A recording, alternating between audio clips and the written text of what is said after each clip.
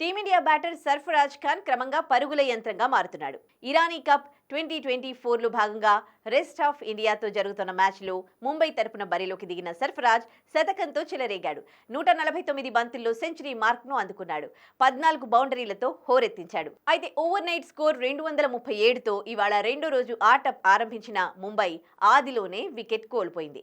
Century దిశగా సాగుతున్న captain Ajinkya Rahane 97 పరుగుల వద్ద అవుట్ అయ్యాడు. దీంతో రెహానే, సర్ఫరాజ్ 131 పరుగుల భారీ భాగస్వామ్యానికి తెరపడింది. అయితే ప్రత్యర్థి జట్టు మ్యాచ్ పై పట్టు బిగించకుండా సర్ఫరాజ్ ఇన్నింగ్స్ చక్కదిద్దాడు. శతకం సాధించాడు. ఫస్ట్ క్లాస్ క్రికెట్లో సర్ఫరాజ్కు ఇది 15వ సెంచరీ. 74 ఇన్నింగ్స్ల్లో వీటితో పాటు 14 హాఫ్ సెంచరీలు కూడా బాదాడు.